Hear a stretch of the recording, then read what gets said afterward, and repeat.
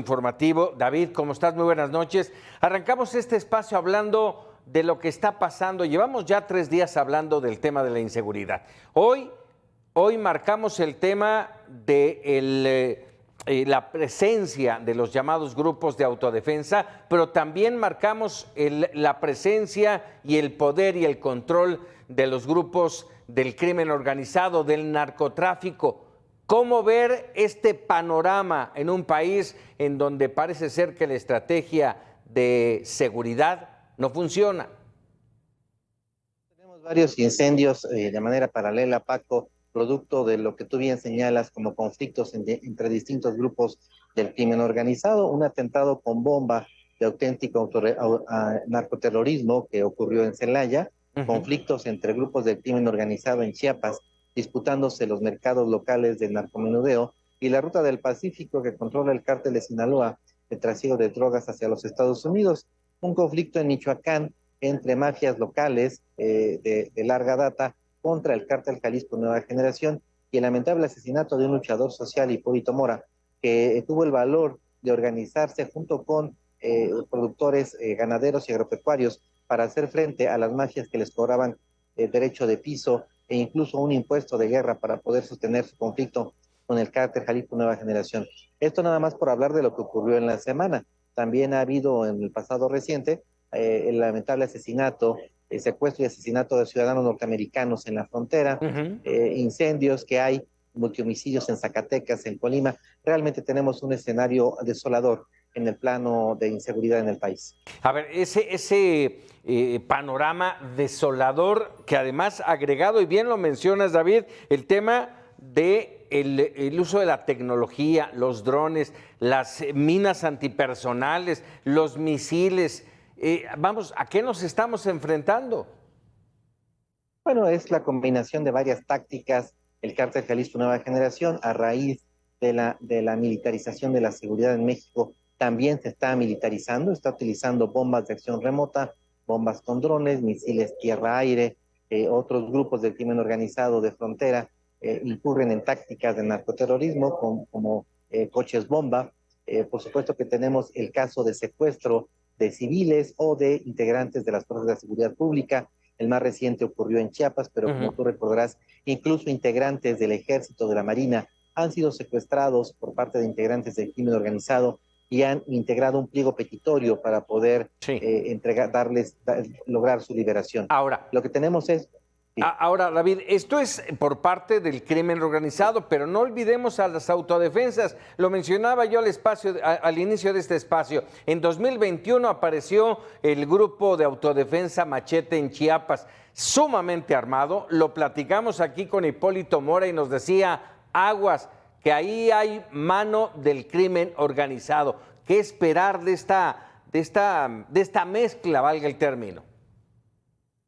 Lo que tenemos son distintos grupos de autodefensas. Hay algunas que surgen de manera legítima con el objeto de defender a los pueblos y comunidades de los embates del crimen organizado.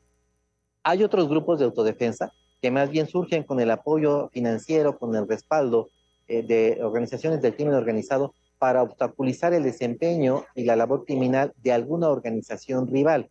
Y finalmente tenemos híbridos, es decir, grupos de autodefensa que pudieron haber nacido con un objetivo legítimo, real, positivo, pero que van involucionando, son penetrados por el crimen organizado o sobornados algunos de sus líderes, llegan a dividirse y en ocasiones se transforman en brazos políticos del crimen organizado. Tenemos 3 modalidades y para analizar a cada uno de estos grupos tendríamos que entrar al detalle y revisar cuál fue su origen y su evolución posterior. Oye, déjame cambiar un poco el tema, si me lo permites, David, porque hoy también es lo que está marcando la pauta informativa, la liberación de estos 16 trabajadores allá en Chiapas, y me surge, la información es muy a cuentagotas, ¿sí? Salvo el tema de la liberación y de verlos fuera de haberlos recuperado sus familiares, hay muchas dudas. Una de ellas es, ¿los liberaron o los rescataron? No vimos operativo por parte de la seguridad mexicana. ¿Hay negociación o no con el crimen organizado, con los delincuentes. ¿Cómo lo ves tú? Bueno, a mí me parece que fue de parte del Cártel Jalisco Nueva Generación, que fue el grupo que los secuestró, una liberación con el objeto de no antagonizar al gobierno federal y tampoco incurrir en un desgaste mediático con la opinión pública. Como es de tu conocimiento, desde hace tiempo, los grupos de macrocriminalidad, tanto el Cártel de Sinaloa como el Cártel Jalisco, despliegan estrategias de comunicación, de mercadotecnia, de desenvolvimiento, de presentación de videos en redes sociales. Y este caso, que se hizo muy mediático a nivel nacional, habría tenido un final muy lamentable y de costo de imagen para el Cártel Jalisco en el caso de que hubiesen sido asesinados. Me parece que la cúpula del cártel toma la determinación de dejarlos en libertad, a pesar de que no se cumplió la demanda que habían establecido de que fuera entregada con vida una joven que aparentemente tenía algún tipo de vínculo con el Cártel Jalisco y que fue secuestrada. Sí. Finalmente el Cártel Jalisco, por razones mediáticas, por razones de opinión pública, decide dejarlos en libertad y es enhorabuena. Me parece que las autoridades en este caso tuvieron un desempeño lamentable y en este caso la liberación es completa responsabilidad del Cártel Jalisco. Oye, David, déjame por último, sí, hablabas de Nayeli 5, esta joven secuestrada el 22 de junio pasado, y también, no lo mencionaste, pero bueno, fue otra de las demandas, la destitución de estos elementos de la comandancia policíaca allá en Chiapas. Pero vamos, en este caso, el Cártel Jalisco Nueva Generación no creo que dé paso sin guarache. No puede ser que después de 3 días de esta situación, simple y sencillamente los regrese y ya. Bueno, lo que sucede es que los elementos de la Guardia Nacional que arribaron a Chiapas hace algunos días para poder frenar el clima de inseguridad producto de los enfrentamientos que había entre ambos grupos criminales, en realidad lo que hizo fue jugar a favor del Cártel de Sinaloa y de las autoridades corruptas de Chiapas, que forman un anillo de protección en torno a dicha organización criminal. El estado de Chiapas tiene desde hace cuando menos unos 15 años una afiliación al Cártel de Sinaloa, debido a que forma parte de la ruta del Pacífico que controla este grupo, una ruta de tráfico de drogas hacia los Estados Unidos.